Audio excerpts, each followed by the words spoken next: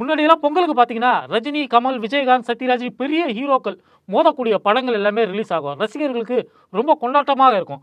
அதுபோன்ற ஒரு காலத்தை பார்த்து நீண்ட காலமாகிறது. ஆனா, வரக்கூடிய 2026 பொங்கலுக்கு மாஸ் ஹீரோக்கள் மோதக்கூடிய ஒரு நிலை இப்போது இருக்கிறது. அதாவது த.வே.க தலைவர் விஜயுடைய கடைசி படமான ஜனநாயகன் வெளியாகிறது. இதை தவிர்த்துவிட்டு திராவிட சித்தாந்தத்தை எடுத்து கூறக்கூடிய இந்தி எதிர்ப்பு போராட்ட களத்தை பின்னணியாக கொண்ட பராசக்தி திரைப்படம், சிவகார்த்திகேயன் நடித்திருக்கக்கூடிய பராசக்தி திரைப்படம் வெளியாகிறது. இந்த 2 படம் தான் மோத போகிறது அப்படின்னு எல்லாரும் எதிர்பார்த்து கொண்டிருந்த நிலையில கருப்பு குதிரை மாதிரி திடீர்னு ஓடி வந்து ரேஸ்ல முன்னணிக்கு ஓடிக்கொண்டிருக்கிறது கந்தன் மலை. இந்த படத்துல முதல் தடவையாக ஒரு மாஸ் ஹீரோவாக எச் ராஜா அறிமுகமாகிறார். எச் ராஜா அறிமுகமாகிறார் என்னதுமே இந்த படத்துக்கான டிமாண்டு ஏகத்துக்கும் வேர்ல்டு மார்க்கெட் முழுக்க எகிரி இருக்கிறது அப்படிங்கிறதா இன்றைய நிலைமை. இந்த மாஸ் ஹீரோக்கள் மோதக்கூடிய இந்த ரேஸு எப்படி இருக்க போகிறது அப்படிங்கிற ஆர்வம் எல்லோரையும் போலவும் நமக்கும் இருக்கிறது. அதை பற்றி தான் இன்னைக்கு நியூஸ் ரோஸ்ட்டில் பார்க்க போகிறோம். Welcome to news roast. விஜயுடைய ஜனநாயகன், சிவகார்த்திகேயனுடைய பராசக்தி, இந்த படங்களை பற்றி ஊடகங்கள் ஏற்கனவே நிறைய எழுதிவிட்டன. நிறைய வீடியோஸ்லாம் வந்துடுச்சு. அதனால் அந்த படங்களை விட்டுருவோம். அந்த படங்கள் யார் நடிக்கிறாங்க, யார் ஹீரோயின், யார் மியூசிக் டைரக்டர், எல்லா விவரமும் நமக்கு தெரியும். ஆனால் கந்தன் மலைதா இது நாள் வரைக்கும் ரகசியமாக பொத்தி அடைக்காக்கப்பட்டு இப்போது திடீர்னு விஸ்வரூபம் எடுத்திருக்கிறது. குறிப்பாக சொல்லணும்னா இப்போ படத்துடைய ட்ரைலர் ரிலீஸ் ஆகியிருக்கிறது.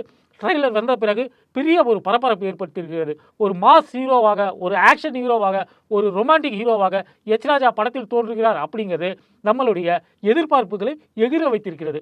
இந்த படத்துடைய இயக்குனர் வீரமுருகன் என்பவர், அவர் உப்மா படங்களாக எடுத்திருக்கிறார். இப்போ யூடியூப்ல போய் பார்த்தீங்கன்னா கூட தெரியும் உங்களுக்கு. மாசி வீதி அப்படின்னு ஒரு படம் இருக்கும். அந்த படத்தை நீங்கள் பார்த்தீங்கனாலே அவர் என்ன குவாலிட்டியில் படம் எடுப்பார் அப்படிங்கிறது தெரியும். அப்படிப்பட்ட ஒரு உப்மாவுக்கு அடித்த ஒரு லாட்ரி தான் கிடுகு அப்படிங்கிற ஒரு படம்.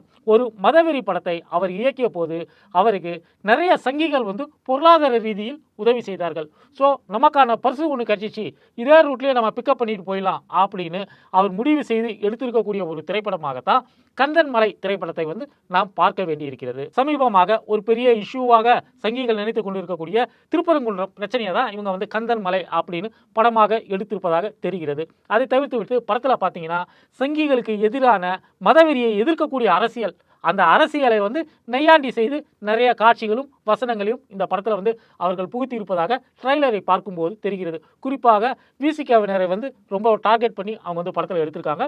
மற்றபடி திமுகவுக்கு எதிரான அரசியல் பஞ்சுகளும் அந்த படத்தில் இடம்பெற்றிருக்கலாம் அப்படின்னு சொல்கிறாங்க.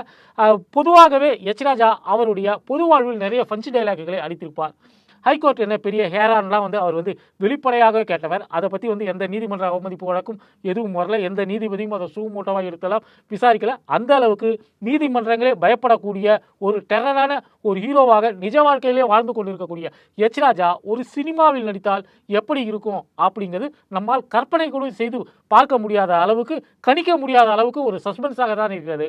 படம் பொங்கலுக்கு வெளிவரும்போது தான் நமக்கு இந்த சஸ்பென்ஸ் எல்லாம் தீரும். இந்த படத்துக்கான ஃபர்ஸ்ட் லுக் போஸ்டரை சில மாதங்களுக்கு முன் வெளியிட்ட போதே அதை பார்த்த சங்கிகள் எல்லாருமே ஆனந்த கூத்தாடினார்கள் அப்படின்னு தான் சொல்லணும். குறிப்பாக சொல்லணும்னா ஒன்றிய அரசின் தகவல் ஒலிபரப்புத்துறை இணையமைச்சரான எல் முருகன் அந்த ஃபர்ஸ்ட் லுக் போஸ்டரை பார்த்துவிட்டு, அண்ணே நீங்கள் இந்த படத்தில் நடித்ததுங்கிறது மிகப்பெரிய விஷயம். இந்த படத்தில் நடித்து இதன் மூலமாக நீங்கள் தமிழ் சினிமாவில் பாப்புலராக மாஸ் ஹீரோவாக மாறி நீங்கள் தமிழ்நாட்டுக்கு சிஎம்மாகவே ஆவீங்க, இதை எழுதி வச்சுக்கங்க அப்படின்னு ஆணித்தரமாக கூறினார்.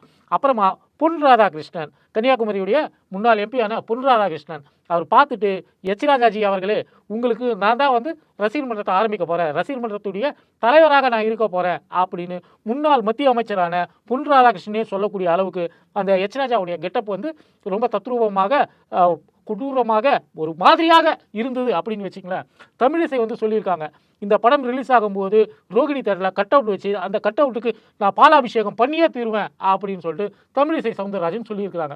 இதெல்லாம் நம்ம இட்டு கட்டி சொல்வதாக நீங்கள் கருத வேண்டாம். யூடியூப்பில் போய் பாருங்கள், அவங்க சொன்னதெல்லாம் அப்படியே இருக்கிறது. அதை தவிர்த்து விட்டு இந்த படத்தை பற்றி அந்த இயக்குனர் வீரமுருகன் என்பவர், அந்த உப்மா இயக்குனர் சில பேட்டிகளை கொடுத்திருக்கிறார். அந்த பேட்டிகள் மூலமாக நமக்கு தெரிய வருவது என்னன்னா, கந்தன் மலை திரைப்படத்தில் நாயகன் கமலுக்கு இணையான ஒரு கதாபாத்திரத்தில் எச் ராஜா நடிக்கிறார் அப்படிங்கிறத நமக்கு தெரிய வந்திருக்கிறது. மேலும் அவர் என்ன சொல்லியிருக்காருன்னா, இது ஒரு ரிஸ்கான கேரக்டரு, இந்த கேரக்டரில் ஒரு ஆள் நடித்தார்னா அதுக்கப்புறம் அவருக்கு சினிமா வாய்ப்பே கிடைக்காம போய்விடுவதற்கான ஆபத்துகள் இருக்கின்றன.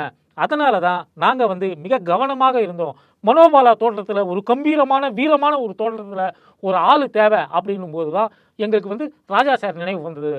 ராஜா சாரை கூப்பிட்டு வச்சு அவருக்கு வந்து நாங்கள் மேக்கப் டெஸ்ட் எடுத்தோம். மேக்கப் டெஸ்ட்டில் அந்த உருட்டு மீசையை வந்து அவருக்கு பொருத்தி பார்த்ததுமே இவர் தான் கந்தன்மலையுடைய ஹீரோ அப்படின்னு முடிவு பண்ணிட்டோம்.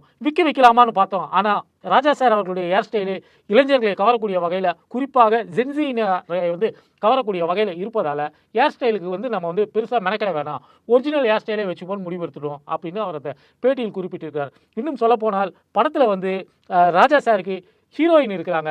அதுவும் இல்லாமல் பாடல் காட்சிகள் இருக்கிறது, ரொமான்ஸ் காட்சிகள் எல்லாம் இருக்கிறது. இதிலெல்லாம் நடிப்பதற்கு ஒரு பொருத்தமான ஒரு நடிகையை வந்து அவர்கள் வந்து தேடிக்கொண்டிருக்கிறார்கள். 2-3 நடிகைகளை வந்து அவர்கள் வந்து பரிசீலித்திருக்கிறார்கள்.